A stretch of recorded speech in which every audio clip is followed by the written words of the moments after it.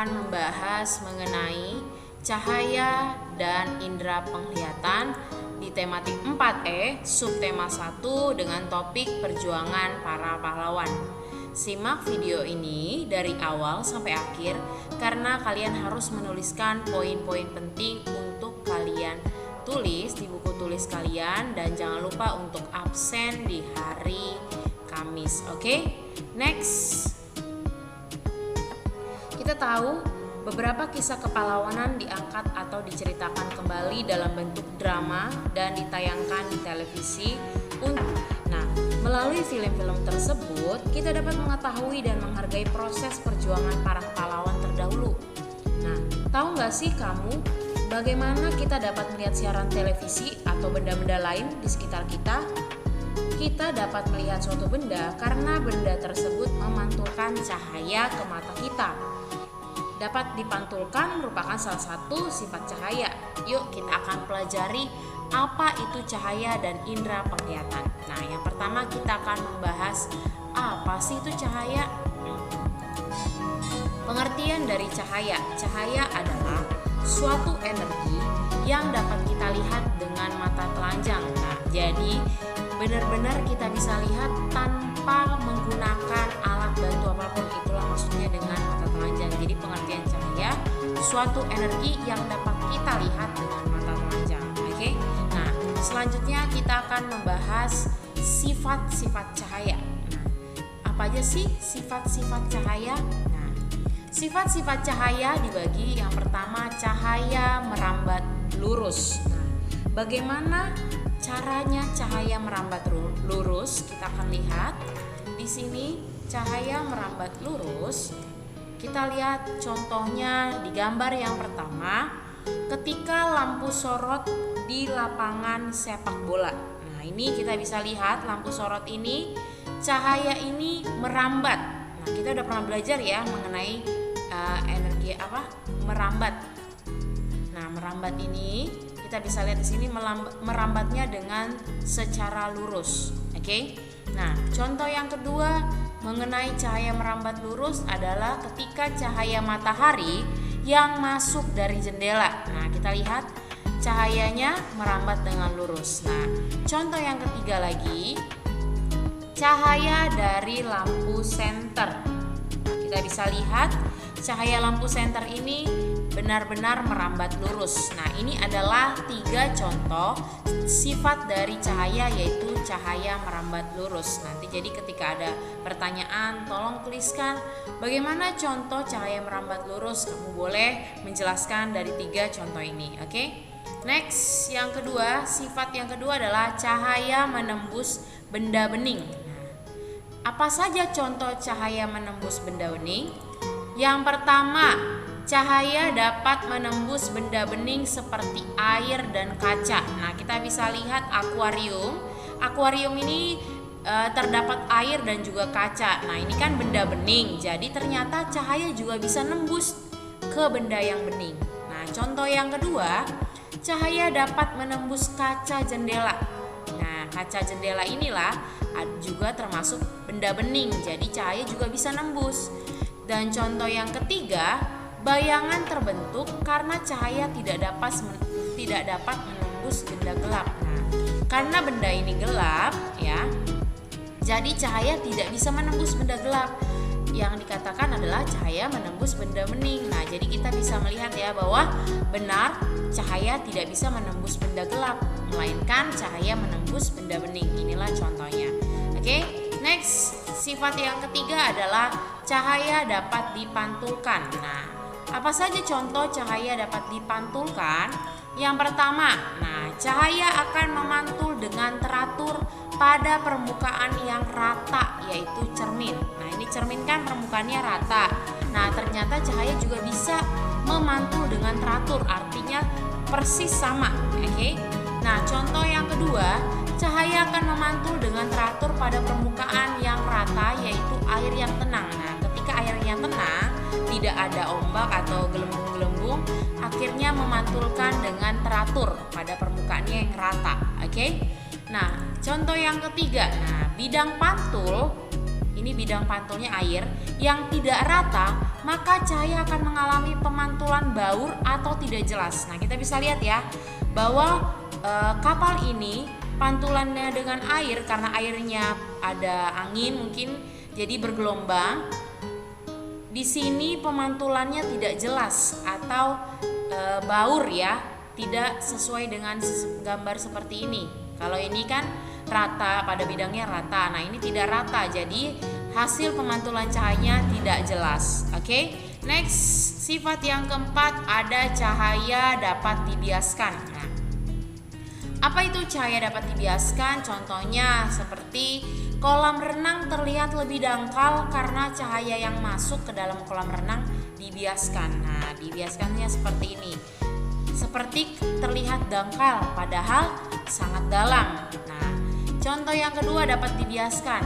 Pembiasan cahaya juga terlihat pada pensil yang terlihat patah jika dilihat dari permukaan gelas. Nah, ini namanya cahaya dapat dibiaskan. Jadi sepertinya patah padahal enggak. Nah, seperti kolam renang ini sepertinya dangkal padahal tidak. Oke.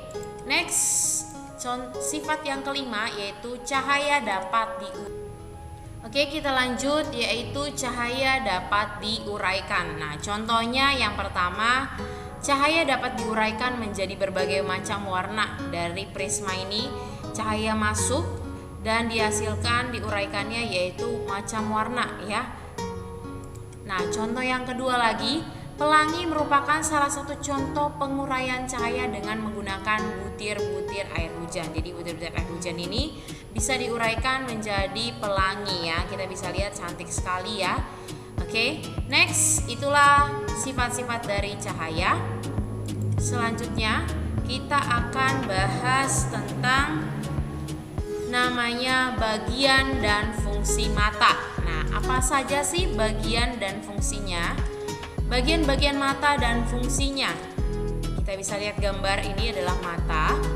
Dan ini yang pertama bagiannya adalah otot mata. Ini adalah otot mata. Fungsinya adalah untuk menggerakkan bola mata. Nah, ini fungsi dari otot mata yaitu untuk menggerakkan bola mata. Bagian yang kedua yaitu iris mata. Nah, ini iris mata ini fungsinya untuk mengatur besar kecilnya pupil serta memberi warna mata. Jadi iris itu fungsinya mengatur besar kecilnya pupil serta memberi warna mata. Selanjutnya bagian mata kornea. Fungsinya meneruskan cahaya yang masuk ke mata. Ini fungsinya kornea, meneruskan cahaya untuk masuk ke mata. Bagian yang keempat yaitu pupil. Nah, ini pupil.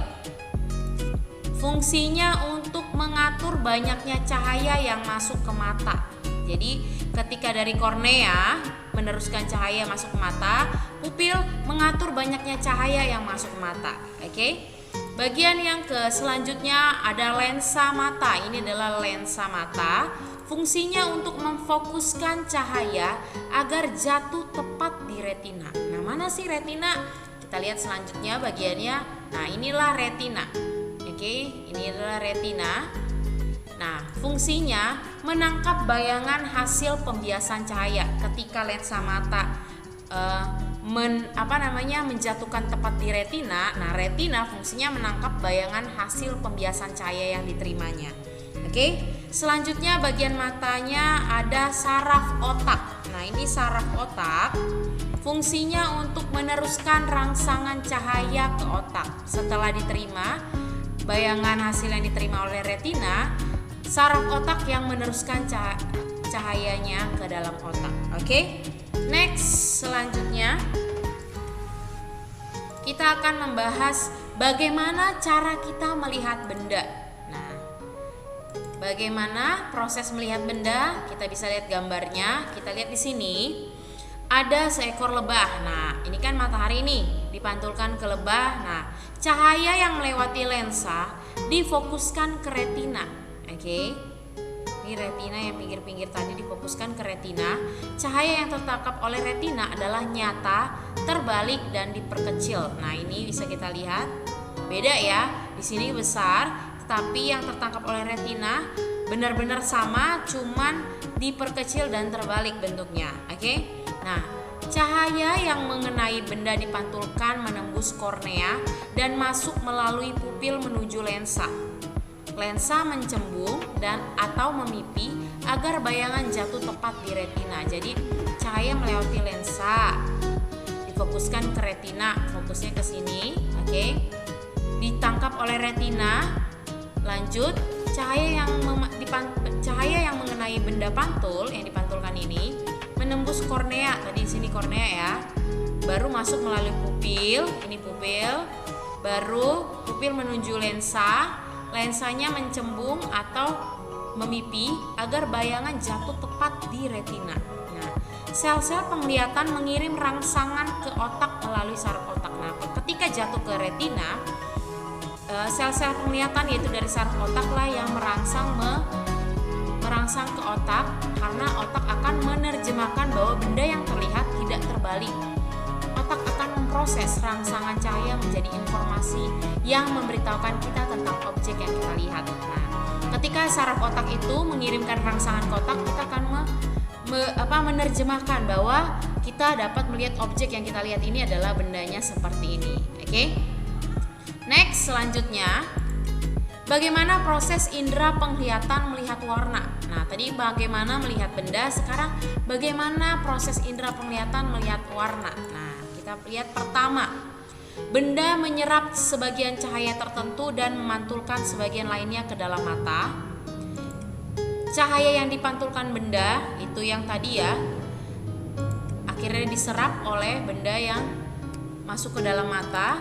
Yang kedua, cahaya masuk ke dalam mata pupil, mata melalui pupil.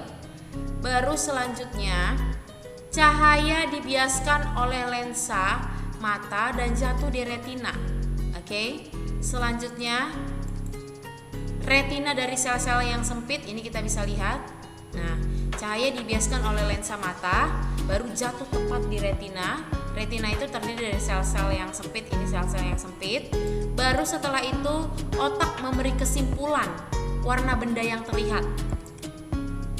Nah, jadi fungsinya itu rangsangan cahaya ke otak. Jadi artinya ketika kita sudah ada melihat benda yang dipantulkan, nah akhirnya benda menyerap sebagian cahaya, memantulkan ke dalam mata, lalu cahaya masuk ke dalam mata melalui pupil, lalu cahaya dibiaskan oleh lensa mata dan jatuh tepat di retina, baru otak memberi kesimpulan warna benda yang terlihat. Nah, dengan begitulah kita bisa melihat rangsangan cahaya ke otak dan melihat warna apakah itu. Oke, sampai di sini dulu penjelasan Mem Yuni mengenai cahaya dan indera penglihatan. Semoga kamu bisa mengerti dan jangan lupa untuk menuliskan poin-poin pentingnya. Sampai jumpa di video selanjutnya.